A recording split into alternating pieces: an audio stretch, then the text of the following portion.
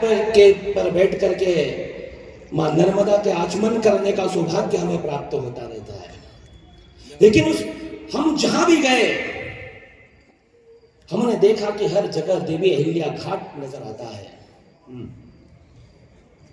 जिसने 12 ज्योतिर्लिंग, 4 धाम और जहां जहां भी सनातन के प्रतीक चिन्ह है सभी जगह घाटों का निर्माण किया, तीर्थों का जीर्णोद्धार किया, अन्य क्षेत्र चलाए। और मुगल आक्रांताओं ने जो भी सनातन का नुकसान करने की कोशिश की, अपने कर्मों से सनातन की धर्म ध्वजा को फिर से ऊंची करने का कार्य जिसने किया, उसी का नाम लोक माता अहिल्याबाई है। साहस से तूफानों का रुख मोड़ गई, ले तलवार कायरता का मुंह तोड़ गई। लोगों ने कहा कि राजा राम मोहन राय ने सती प्रथा बंद करवाई, पूजनीय है, प्रणाम करते हैं। लेकिन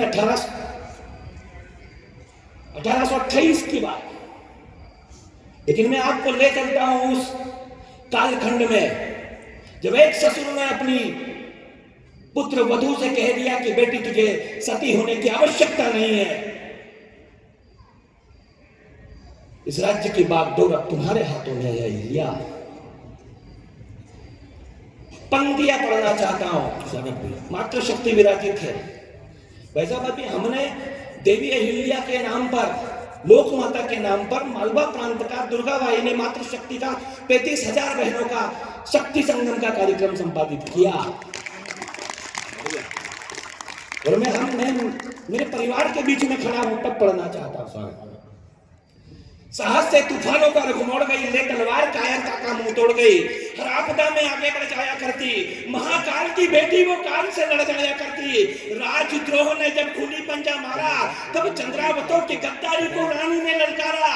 ममता पर अपनी मां ने रख लिया पत्थर था, गजराज के पैरों तले लाडले का सर था। बेटे से अधिक प्रजा की इज्जत उसे प्यारी थी। मां अहिल्या साक्षात जगदम्बा उतारी थी। मां अहिल्या साक्षात जगदम्बा उतारी थी। सौराष्ट्र के सोमनाथ से संघर्षों का सामर्थ्य पाया, सौराष्ट्र के सोमनाथ से संघर्षों का सामर्थ्य पाया। श्रीशैल के मल्लिकार्जुन ने मंगल आशीष बरसाया। अवंतिका के महाकाल से कालजयी स्वाभिमान मिला।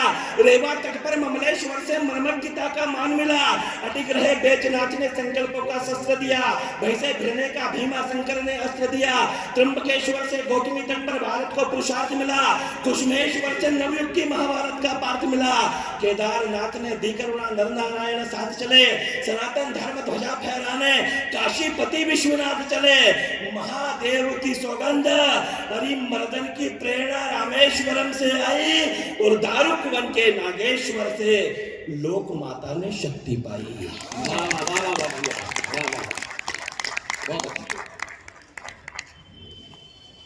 डर लग रहा है, नसरुद्दीन शाह को डर लग रहा है, जावेद अख्तर को डर लग रहा है, आमिर खान की लुगाई को डर लग रहा है, हकले को डर लग रहा है। शिवराज जी वो हमें मिल गई एयरपोर्ट पर, आमिर खान की लुगाई। पहचान लिया गौरव भैया को, आप तो लपेटे में नेताजी वाले हैं। इन्होंने कहा कि जी, बोले मुझे डर लग रहा है। उन्होंने कहा कि वो जो साफा पहन के बैठा है उसके पास जाओ। वो हमारे पास में आई। हमने कहा क्या समस्या है? उसने कहा डर लग रहा है। हमने कहा कि ये डिपार्टमेंट धीरेन्द्र शास्त्री जी के हाथों में है।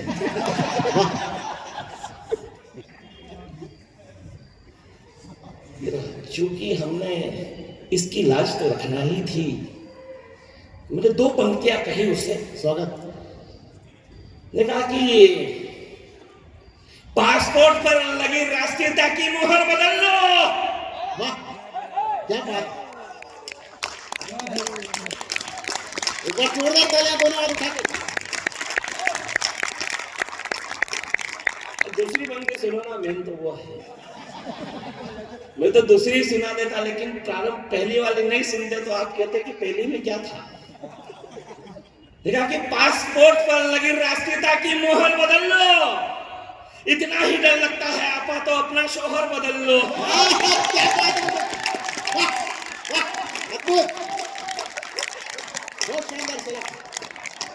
राजेंद्र जी, शानदार तो ये है कि उसने बदला। लेकिन मित्रों, जिसे भारत में डर लगता है, चार पंक्तियां पढ़ना चाहता हूं। यदि हाजी अली के दर पर जाने के बाद भी डर लगता है, मैं जिन बच्चों को पढ़ाता हूं आईएएस बनते हैं, आईपीएस बनते हैं, वो जिम्मेदारी से बोलता हूं। हमने तो कहा भागवत जी, भागवत जी, हम उस लक्ष्य के बिल्कुल निकट हैं। हम संगठननिष्ठ लोग हैं। हमारे लिए परम पूज्य भगवान ही सब कुछ है।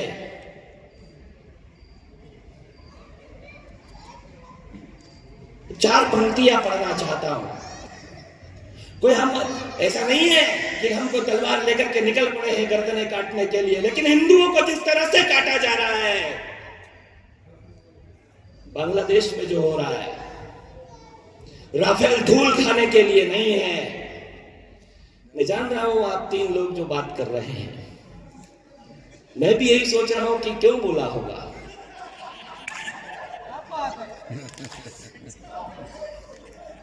लेकिन मुझे पता है,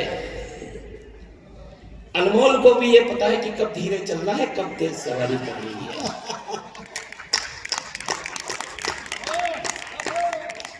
आइए, मैं अहरनिश लगन लगी थी उसे यशोदानंदन के मिलाप की।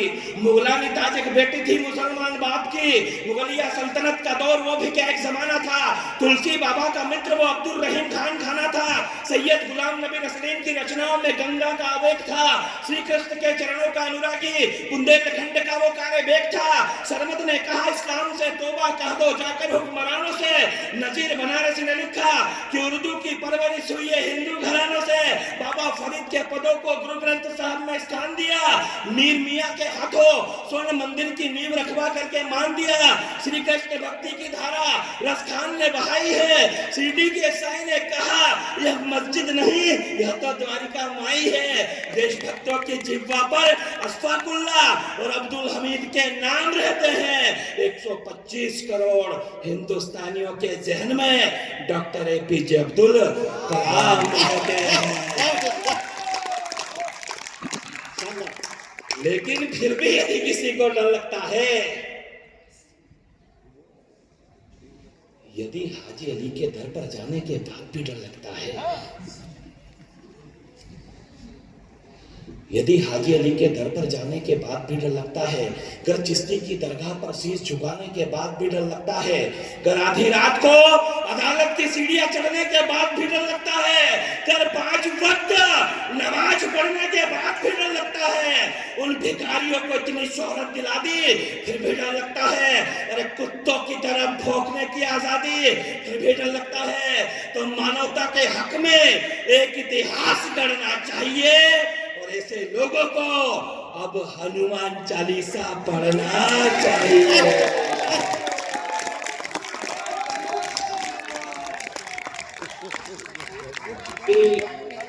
इतनी कमजोर तालियां में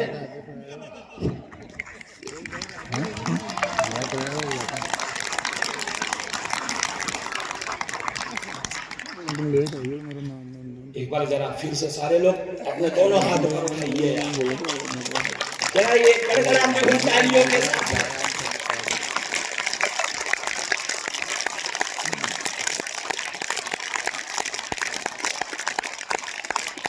जय श्री राम, जय जय श्री राम, जय जय श्री राम।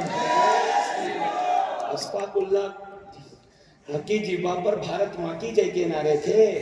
वाह, अरे कहाँ जा रहे हो आप लोग हैं? अभी तो हमने कविता प्रारंभ ही नहीं की है।